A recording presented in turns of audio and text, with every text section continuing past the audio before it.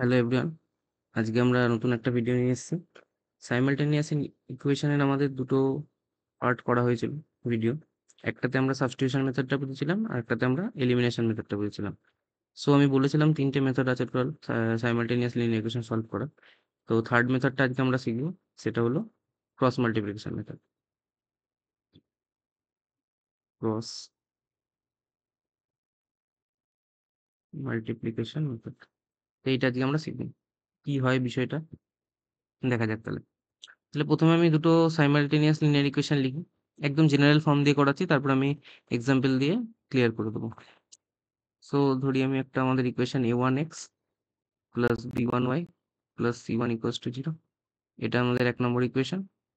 R a2x b2y plus c2 equals to 0, এটা আমাদের 2 নম্বর equation. So এখানে আশা করি সবাই বুঝতে পারছো, a1টা হলো x এর কোএফিসিয়েন্ট, a2x এই সেকেন্ড ইকুয়েশন x এর কোএফিসিয়েন্ট, b1 y এর কোএফিসিয়েন্ট, b2টা y এর কোএফিসিয়েন্ট সেকেন্ড ইকুয়েশনে, c1টা হলো ফার্স্ট ইকুয়েশনের কনস্ট্যান্ট, c2টা হলো সেকেন্ড ইকুয়েশনের কনস্ট্যান্ট। সো ক্রস মাল্টিপ্লিকেশন মেথডটা করার জন্য আমাদের কিছু নিয়ম ফলো করতে হয়, রুলস আছে। সেই রুলসটা কি, প্যাটার্নটা একটু মনে রাখার চেষ্টা করবো, তাহলে সুবিধা হবে। তো ফার্স্টেই আমরা ফার্স্ট ইকুয়েশন যেটাকে, প্রথমে আমাদের ইকুয়েশনগুলোকে এই ফর্মে সাজাতে হবে। এই ফর্মে মানে কি, আমাদের রাইট হ্যান্ড সাইডে 0 রাখতে হবে আর সবকিছুকে লেফট হ্যান্ড সাইডে নিয়ে আসতে হবে। দেন আমরা কি করবো, দেন আমরা এই ফরম্যাটটা সাজাবো। ফার্স্টে আমরা লিখবো y এর কোএফিসিয়েন্ট, ফার্স্ট ইকুয়েশনে y এর কোএফিসিয়েন্ট b1। দেন আমরা লিখবো কনস্ট্যান্ট টার্মটা c1। দেন আমরা লিখবো x এর কোএফিসিয়েন্ট a1। দেন আবার লিখবো y এর কোএফিসিয়েন্ট b1। নিচেও সেম ভাবে আমরা সেকেন্ড ইকুয়েশনেরটা লিখবো। তাহলে প্রথমে আমাদের y এর কোএফিসিয়েন্ট, দেন আমাদের কনস্ট্যান্ট, দেন আমাদের x এর কোএফিসিয়েন্ট, দেন আমাদের আবার y এর কোএফিসিয়েন্ট। এই প্রসেসটা করা হয়ে গেলে আমাদের একটু অ্যারো দিতে হবে। অ্যারোটা কেমন দেবো, সবসময় ওপর থেকে নিচে অ্যারো দেবো আর নিচ থেকে ওপর। b1 এই ওপর থেকে নিচ অ্যান্ড নিচ থেকে ওপর। সেম ভাবে সব কটাতে করবো, ওপর থেকে নিচ আর নিচ থেকে ওপর।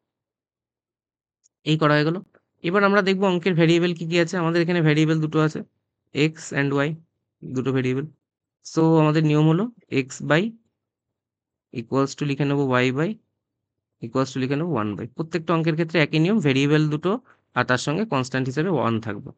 আচ্ছা, এবার এক্স এর নিচে কি লিখবো, ডিনোমিনেটরে লিখবো যে আমরা ছকটা সাজিয়ে রেখেছি সেখানের ফার্স্টের দুটো, মানে উপর থেকে নিচ মাল্টিপ্লাই করে লিখবো মাইনাস নিচ থেকে উপর, মাঝখানে সবসময় মাইনাস থাকবে।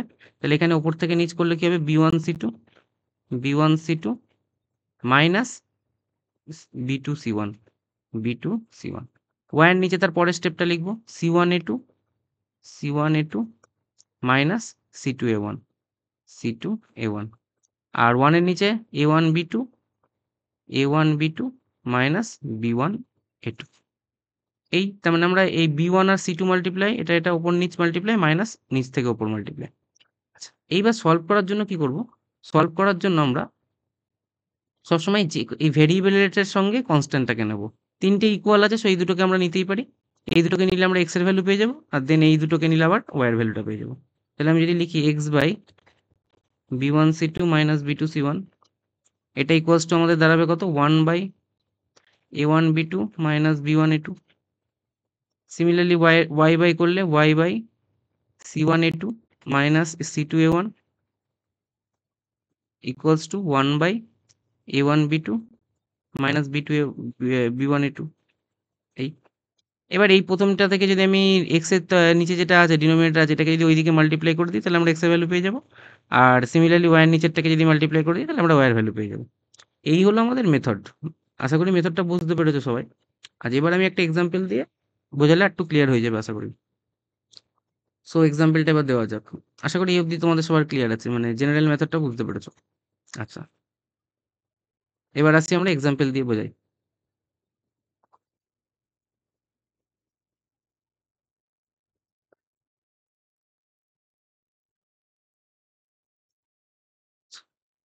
আশা করি ছবিটা সবাই দেখতে পাচ্ছ, কোশ্চেনটা দেখতে পাচ্ছ সবাই।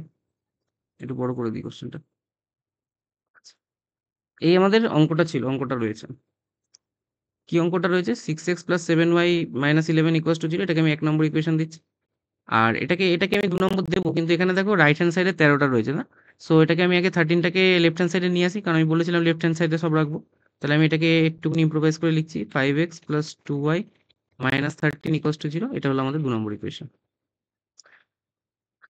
এবার চলো সাজানো যাক, যেমন করে প্যাটার্ন বলেছিলাম। তাহলে ফার্স্ট ইকুয়েশনে ওয়াই এর কোএফিসিয়েন্ট কত? 7। তারপরে কনস্ট্যান্ট টার্মটা কত? কনস্ট্যান্ট টার্ম কিন্তু এখানে -11, শুধু 11 কেউ লিখবো না, এখানে -11 সাইনটাকে ইনক্লুড করে -11। তারপরে এক্স এর কোএফিসিয়েন্ট 6, 6। তারপরে আবার ওয়াই এর কোএফিসিয়েন্ট 7। সেম ভাবে আমরা নিচেরটাকেও ফলো করব, নিচের ইকুয়েশনের। তাহলে এখানে আমাদের এক্স এর কোএফিসিয়েন্ট কত? 5। সরি ফার্স্টে ওয়াই এর কোএফিসিয়েন্ট লিখবো, ওয়াই এর কোএফিসিয়েন্ট কত? 2। তারপরে আমাদের কনস্ট্যান্ট টার্ম কত? -13। তারপরে আমরা লিখবো এক্স এর কোএফিসিয়েন্ট 5, দেন আবার ওয়াই এর কোএফিসিয়েন্ট 2। আচ্ছা, এবার আমি কি বলেছিলাম? সবসময় নিচ থেকে ওপর থেকে নিচ মাইনাস নিচ থেকে ওপর, ওপর থেকে নিচ মাইনাস নিচ থেকে ওপর, ওপর থেকে নিচ মাইনাস নিচ থেকে ওপর।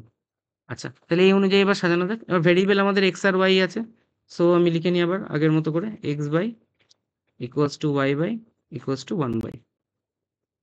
আচ্ছা, এবার যখন নিচে লিখবো তখন বলেছিলাম কি ওপর থেকে নিচ আগে মাল্টিপ্লাই করবো, দেন মাইনাস দিয়ে নিচ থেকে ওপর। তাহলে 7 ইন্টু -13 করলে কত হবে? -91 মাইনাস 2 ইন্টু -11 -22।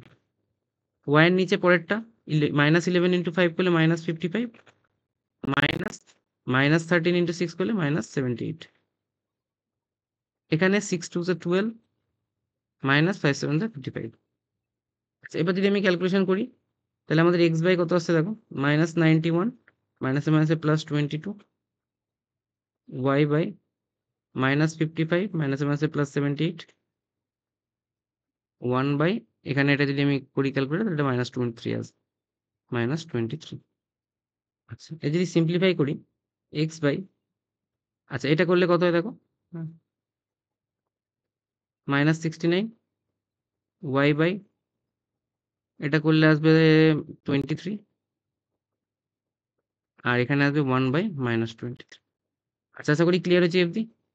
এবার আমি কি বললাম, এবার আমি এইটার সঙ্গে একবার এইটাকে নেবো, আর একবার এইটার সঙ্গে একবার এটাকে নেবো। তাহলে প্রথমে প্রথমটা নিই, তাহলে এক্স বাই -69, এটা ইকুয়ালস টু হলো 1 বাই -23। এবার এই -69 টা ডিভাইড আছে, রাইট হ্যান্ড সাইডে গেলে মাল্টিপ্লাই হয়ে যাবে, then x equals to -69 divided by -23। Minus minus cancel হয়ে গেল, 26 is 69, that is x equals to 3।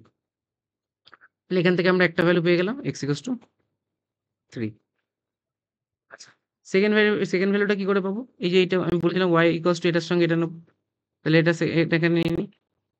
তাহলে y by 23 equals to 1 by -23। তাহলে 23টা এখানে ডিভাইড আছে, রাইট হ্যান্ড সাইডে গেলে মাল্টিপ্লাই হয়ে যাবে, then y equals to 23 divided by -23, cancel out হয়ে গেল, তাহলে অ্যান্সার হয়ে গেল -1। তাহলে এখান থেকে y ইকুয়ালস টু পেয়ে গেলাম -1। তাহলে এটা আমাদের হলো একটা অ্যান্সার। তাহলে আলটিমেটলি দেখলাম এই ইকুয়েশন দুটো সলভ করে আমি দুটো ভ্যালু পেলাম।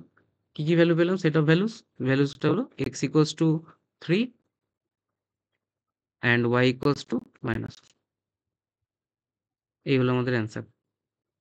তাহলে এই ক্রস মাল্টিপ্লিকেশন মেথডটা আশা করি বোঝা গেছে আবার।